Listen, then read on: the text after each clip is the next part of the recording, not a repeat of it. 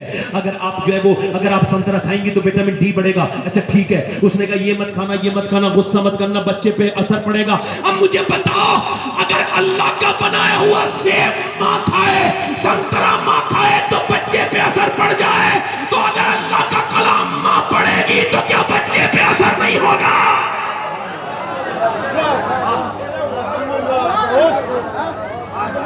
बच्चा जब पैदा हो जाए, जब पेट में आ जाए, माँ को चाहिए कि दुरूद पढ़ना शुरू कर दे। आला हज़रत फाज़िल बरेलवी फरमाते हैं, जब औरत अपने बच्चे को दूध पिलाते वक्त दुरूद पढ़ती है, अल्लाह उसके बच्चे को आशिक रसूल बना देता है। अब बच्चा इधर देखो, समझो करो, इधर देखो तो यार, बच्चा रो रहा है, औरत ने मोबाइल दे दिया। एक साहब कह रहे थे मेरे बच्चे मोबाइल नहीं छोड़ते।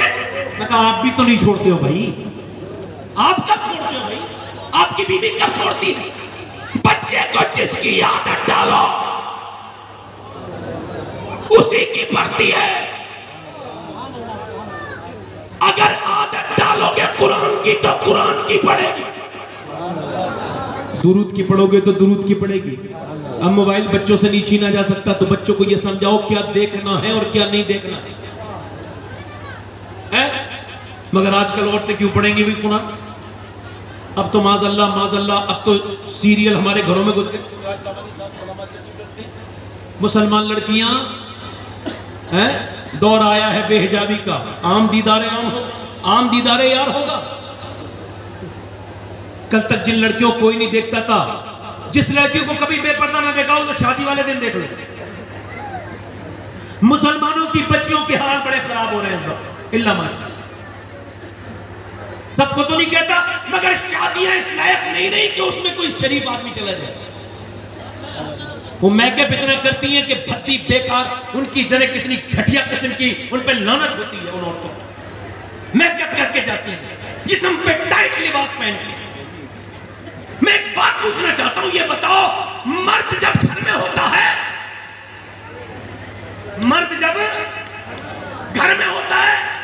तो मुझे बताओ, तो मेकअप करना चाहिए था, मर्द को दिखाना चाहिए था, तब तो दिखाती नहीं।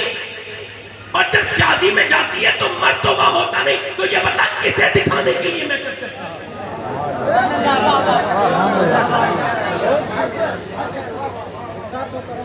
घर में तो घटिया कपड़े पहने रहेगी, वही 2 कौड़ी के फटीचर कपड़े। जब वो आएगा ना तो और मुंह बना लेगी। आला हज़रत फरमाते औरत को चाहिए कि अच्छे कपड़े पहने जब मर्द के आने का टाइम होता है। फरमाते वो आईने में देख के मेकअप भी करे, और जितनी बार आईना देखेगी अल्लाह उतना ही सदके का सवाब भी अता करेगा अपने मर्द को दिखाने के लिए, और इससे घर में बरकतें भी होंगी। किसी मियाँ के ताबीज की जरूरत भी नहीं पड़ेगी। थके हारे परिंदे, वसीम बरेलवी ने कहा था, थके हारे परिंदे जब बसेरे को लौटे तो सलीकेमंद शाखों का लचक जाना जरूरी है। अच्छी औरतें अच्छा माहौल पैदा करती हैं, मगर मनहूस औरत की पहचान ये पूरे दिन ठीक रहेगी, जब शाम को आने का वक्त होगा तो मुंह बना के बैठ जाएगी। ये मनहूस औरत, ऐसी औरतों का न घर कभी बना था, न बना है, न बनेगा। ओ मेरी बेटी, याद रखना, ये दुनिया हमारे लिए इम्तिहान की जगह है। अल्लाह ने हमें परखने के लिए भेजा है, और यहाँ की जिंदगी कोई ज्यादा बड़ी जिंदगी नहीं है, छोटी है। देखो समझो करे, ये छोटी जिंदगी है। ये तुमने फैशन के चक्कर में आके, बंबई की बेहुदा बेगैरत लड़कियों के चक्कर में आके तुमने जो अपने आप को बेहिजाब किया है, इसका हिसाब दुनिया में भी दोगी, आखिरत में भी देना पड़ेगा। तुम्हारी गोद में पलने वाले बच्चे नेक होते, मगर कैसे जब तुम ही बेपर्दा हो तो? अरे औरत के ये जो फिटिंग के कपड़े पहनती है इनके लिए कह रहा हूं, ये जो फिटिंग की लड़कियां कपड़े पहनती है इनके लिए कह रहा हूं। सुनो, अल्लाह ने कानून बदला है औरत के लिए। नमाज का तरीका अलग है, औरत का मर्द का अलग। मगर क्यों अलग है? मर्द जब नमाज पढ़ेगा तो जब पहली तकबीर कहेगा तो यहां तक हाथ लेके आएगा और कहेगा अल्लाहू अकबर है, और औरत कहां तक हाथ लेके आएगी? बस यहां से हाथ लाएगी, अल्लाहू अकबर, अल्लाहू अकबर। क्यों? अल्लाह नहीं चाहता यहां तक हाथ लेके जाए। क्यों? क्योंकि तेरे जिस्म की बनावट और है और मर्द के जिस्म की बनावट और है। तेरा रब नहीं चाहता कि तेरी बेपर्दगी हो। सफा मरवा पे सब दौड़े, मगर औरत न दौड़े। सब सही करें मगर तेरी तू जब जाएगी तो सही करते वक्त जो दौड़ने का मकाम आता है तो तुझे दौड़ना नहीं, क्यों? क्योंकि तेरे जिस्म की बनावट अलग है, तेरा रब नहीं चाहता तेरी जीनत बाहर आए। जवाब नहीं देंगी ये औरतें कयामत के दिन? क्या बोलो, जवाब नहीं देंगी? ये देंगी जवाब। और सुनो, दय्यूस है वो आदमी जिसकी औरत बेपर्दा घर से निकलती है और वो उस पर राजी रहता है। समझो है? मेरी तरफ देखो, इधर देखो, इधर तो ना देखो, मेरी तरफ देखो। मैं अपनी बहनों से जो इतनी तादाद में बैठी है मेरी बेटियां, इन सब की जूतियां मेरे सर पर। मगर ये बात क्यों कह रहा हूं? जब बच्चों को, हमारी बच्चियों पर नजर है गैरों की। 2014 से लेकर अब तक तकरीबन 50,000 लड़कियां मुर्तद हो चुकी हैं, इस्लाम छोड़ चुकी हैं। आपको नींद आ जाती है? मुझे तो नींद नहीं आती कभी कभी, सोचता हूं तो बहुत रोना आता है। हुजूर को क्या जवाब दूंगा जाकर? फिर सोचता हूं कि हुजूर से कह दूंगा, हुजूर मैं तो तकरीर करता था तो अपने कहने से हिसाब से पूरे दिल से कहता था। कब्र में जाके अर्ज कर दूंगा, हुजूर मैं आया हूं मगर मैंने हर महफिल में अपनी बेटियों को समझाया था। बताओ वो भाई कैसे जिंदा रहेगा जिसकी बेटी के सर पे, माथे पर गैर मुस्लिमों का निशान हो? बर्बादी हमारी तरफ बढ़ती चली आ रही है। सुनो, मिस्र सीरिया के अंदर एक अमेरिकी सैनिक जो कमांडर है वो अपनी किताब में लिखता है कि हमने सीरिया में जब बमबारी हो रही थी तो कहते हैं हमने 18,000 मुसलमान मारे। उनकी औरतें निकल के आई, कोई 60-70 औरतें थी मगर पर्दे में थी। एक औरत के हाथ में बच्चा था कटा हुआ, आधा कटा हुआ बच्चा, वो गोद में लेके जा रही थी। मैंने उसे देखा, देखने के बाद मजाक उड़ाने लगा, देखो इसका बाप मर गया, भाई मर गया, बच्चा, इसका पर्दा खत्म नहीं हुआ। तो कहते वो पलट के मेरी तरफ देखती है और इंग्लिश में कहती है, अंग्रेज कुत्ते सुन, मेरा बाप, मेरा भाई, मेरा बेटा मर गया मगर मेरे नबी का इस्लाम अभी जिंदा है। नारे तकबीर, नारे रिसालत, मजहबे इस्लाम।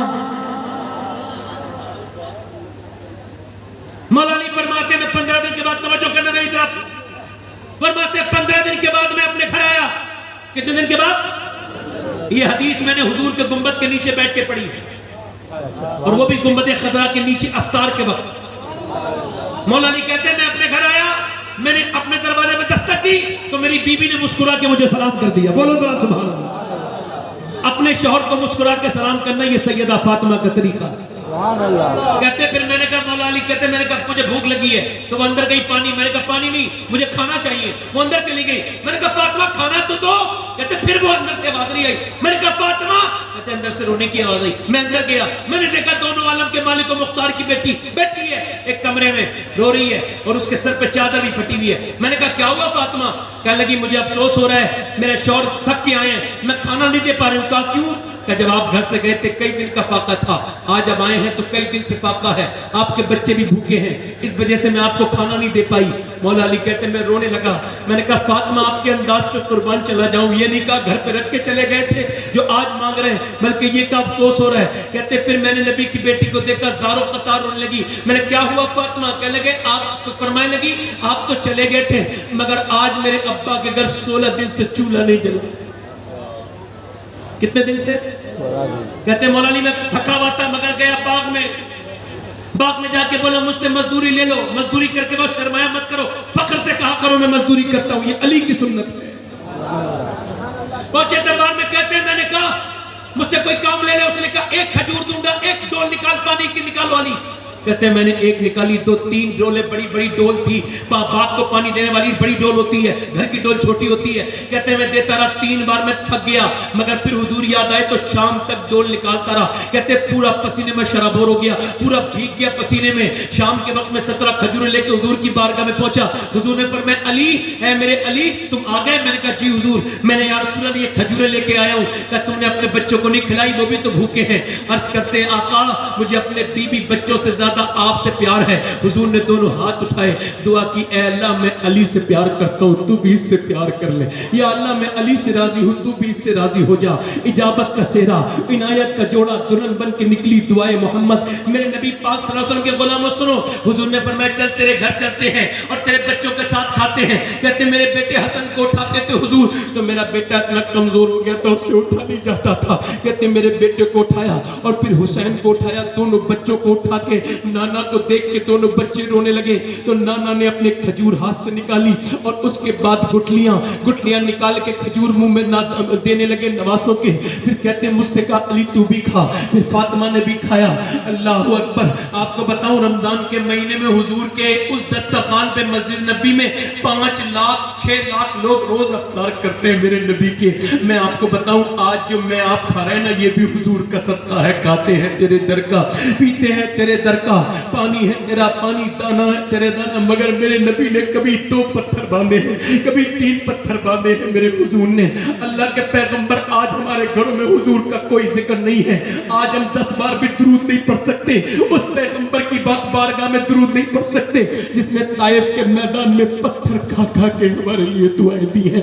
अनकरीब हम उसके सामने उसके कदमों में होंगे कब्र में, मगर हम बिल्कुल हुजूर को भूल चुके हैं। ऐ मेरी बेटियों तुम क्या जवाब दोगी? हुजूर ने देखा अपनी बेटी के सर पर दुपट्टा, उसमें चादर में तहमत, तो बेटी छुपा रही है फटी हुई चादर को।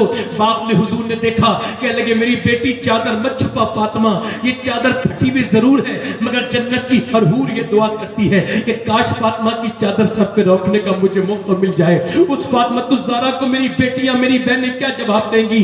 जिसने पाके कर करके पर्दा किया है, क्या जवाब देंगी मेरी बेटियां उस ज़ैनब को, उस करबला की ज़ैनब को जिसके सर से जब दुपट्टा खींच लिया गया तो उसने अपने बालों को, अपने चेहरे को बालों से ढका और मदीने की तरफ मुंह करके कहने लगी नाना जान अब मेरे सारे दुपट्टे खिंच गए, मेरे पास ये बाल के अलावा कुछ नहीं था, मैंने बालों से पर्दा कर लिया है, क्या मेरे नाना मुझसे राजी है? मदीने से आवाज है ज़ैनब तुझ पे नाज है तेरे नाना को।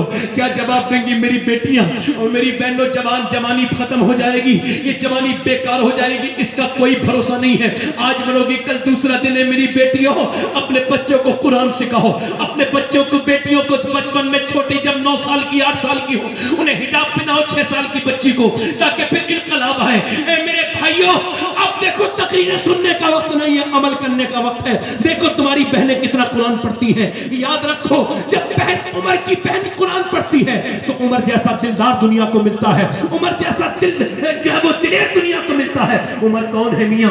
आधी दुनिया का बादशाह है। मेरी तरफ देखे तवज्जो करें। उमर कौन है? जो आधी दुनिया का बादशाह है मगर सुबह को उठते हैं। कोई ऐसा भी बादशाह देखा जो फजर की नमाज के बाद जाते हैं, उसके बाद पानी निकालते हैं डोल में, और एक के घर देखो 3 के घर दाढ़ी बिल्कुल सफेद हो चुकी है, बिल्कुल कमजोर हो चुके हैं। लोग देखते हैं कहते हैं लाइए हम पानी भरते हैं। क्या तुम मेरा कयामत के दिन बोझ उठा लोगे? नहीं। क्या तो फिर हट जाओ। तवज्जो करें, हजरत उमर पानी भर के लेके जाते हैं मदीने की गलियों में। किसी ने पूछा किसका पानी भरते हैं? सुबह से दोपहर हो जाती है। फरमाने लगे मदीने में कुछ औरतें ऐसी हैं जिनका कोई पानी भरने वाला नहीं है, मैं उमर उनका पानी भर के देता हूं। ऐसा बादशाह भी दुनिया ने देखा कभी कि जो मस्जिद में जाता है तो मस्जिद में झाड़ू लगाता है, फिर सफे बिछाता है। बाबा फरीद से तवज्जो करें, मेरी तरफ तवज्जो करें। बाबा फरीद से किसी ने कहा हुजूर मेरा दिल गंदा हो गया, क्या करूं? क्या मस्जिद की झाड़ू लगाया कर? क्या मस्जिद से मेरे दिल का क्या ताल्लुक है? तू अल्लाह का घर साफ कर, अल्लाह तेरा दिल साफ कर देगा।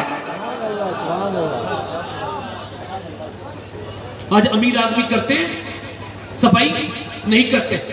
हजरत उमर तवज्जो जोर से बोले ना सुभान अल्लाह। इधर वाले भी बोलते ना सुभान अल्लाह। दिल लग रहा है नहीं लग रहा है? ये माइक मुझे बोलने नहीं दे रहा है मगर मैं भी जिद पे हूं कि बोल के मानूंगा। सुभान अल्लाह। ऐसे ही बता रहा हूं। ये इस माइक की क्या है? अल्लाह जब चाहे तो कुछ भी हो सकता है। मेरी तरफ तवज्जो है कि मेरी बात? तवज्जो है? उमर फारूक आजम आज तो जरा सा कोई मियां बन जाए ना तो 10-15 आदमी जब तक हो तो घर से नहीं निकलता है, मगर उमर तवज्जो भाई चिराग बुझ गया, हजरत उमर ने उठ के जला दिया। किसी ने कहा आपने क्यों जलाया? नौकर से जलवा लेते। और मैं जब मैंने चिराग नहीं जलाया था तब भी उमर था, चिराग जलाने के बाद भी उमर हूं। बोलो क्या फर्क पड़ गया? हजरत उमर फारूक आजम रातों को एक आखिरी रिवायत बयान कर रहा हूँ और ध्यान से सुनिएगा। शेख अब्दुल हक मुहद्दिस देलवी ने रिवायत किया है, कहते हैं रात के वक्त में गुजर के जाने, ध्यान से सुनना, सुन्नियों मेरी तरफ देखो, सुनना मुजाहिद मिल्लत के दीवानों, इस रिवायत को ध्यान से अब देखिए, गौर करें, तवज्जो करें। हजरत उमर फारूक आजम रज़ियल्लाहु तआला अन्हु के दौर का वाकया है। आप गुजर के जाते हैं, तवज्जो करें, गुजर के जा रहे हैं, रात का वक्त है। शेख मुहक्किक ने लिखा है कि रात में एक औरत रो रही है। आपने पूछा भाई तुम क्यों रो रही हो? तुम्हें आवाज क्यों, तुम्हें क्यों बताएं? और बताना क्यों रो रही है? तुम्हें क्यों बताएं? और बताना क्यों रो रही है? दरवाजा खोल के बोली तुझे क्यों बताऊं, मैं उमर को रो रही हूं, उमर को। तो क्या हुआ? उमर ने क्या किया तेरे साथ? कहा उमर को रो रही हूं, उमर बादशाह आदि दुनिया का और मेरा कोई नहीं है।